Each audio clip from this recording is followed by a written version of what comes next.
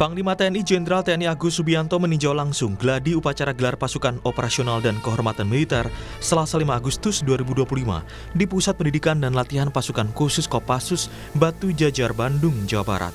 Panglima TNI ingin memastikan kesiapan TNI dalam menyambut perhelatan besar yang menampilkan sinergi kekuatan TNI dari matra darat, laut, dan udara. Dalam gelar pasukan operasional dan kehormatan militer 10 Agustus 2025 akan ditandai dengan peresmian sejumlah struktur komando dan satuan baru, termasuk Panglima Kopassus, Panglima Korps Marinir, Panglima Korps Pasgat, beberapa kodam baru, Kodau, Kaderal, hingga pembentukan grup Kopassus, brigade, dan batalion teritorial pembangunan dari masing-masing matra TNI.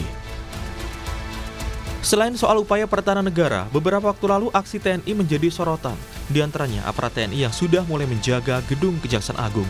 Direktur Amnesty International Indonesia Usman Hamid mengkritisi urusan keamanan di gedung Kejaksaan merupakan tugas polisi. Pengerahan personil itu salah. Urusan keamanan, misalnya jaga kantor keamanan, jaga keamanan keselamatan jaksa, itu merupakan bagian dari tugasnya polisi apabila ada gangguan keamanan atau apabila ada gangguan keselamatan. Kalau rutinitas harian cukup menggunakan misalnya perusahaan security, perusahaan keamanan biasa, perusahaan yang mengerahkan tenaga-tenaga satpam. TNI bukan satpam, TNI bukan petugas keamanan gedung seperti yang selama ini hari-hari kita kenal. Jauh lebih besar tugas TNI dalam menjaga integritas teritorial Indonesia dan menjaga keutuhan dan kedaulatan nasional Indonesia di bidang pertahanan negara dari ancaman musuh asing.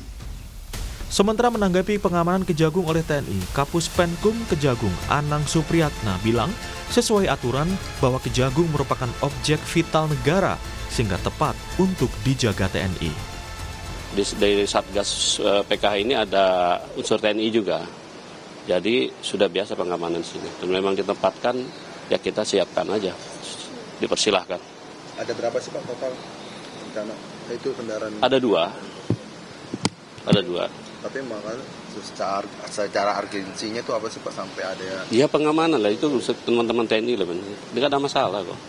Kan ini juga alat tempat ini juga, alat vital negara juga, kejaksaan. Tidak hanya itu, sebelumnya revisi Undang-Undang TNI juga menjadi kontroversi dan menuai penolakan karena dikhawatirkan melemahkan supremasi sipil. Ada sejumlah poin penting Undang-Undang TNI, diantaranya Pasal 7 tentang operasi militer selain perang. Undang-Undang TNI menambah 2 kewenangan OMSP dari 14 menjadi 16, termasuk membantu menanggulangi ancaman siber serta melindungi dan menyelamatkan WNI dan kepentingan nasional di luar negeri.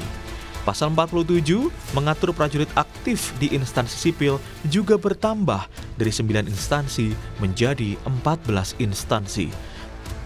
Dan pasal 53 yang mengatur soal batas usia pensiun untuk Bintara Tamtama pensiun 55 tahun, perwira tinggi bintang 1 maksimal 60 tahun, perwira tinggi bintang 2 maksimal 61 tahun, perwira tinggi bintang 3 maksimal 62 tahun, dan perwira tinggi bintang 4 maksimal 63 tahun.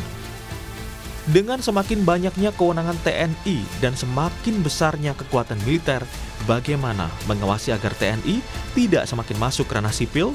Mampukah negara menjamin agar tidak ada lagi dui fungsi TNI seperti Orde Baru? Tim Liputan, Kompas TV.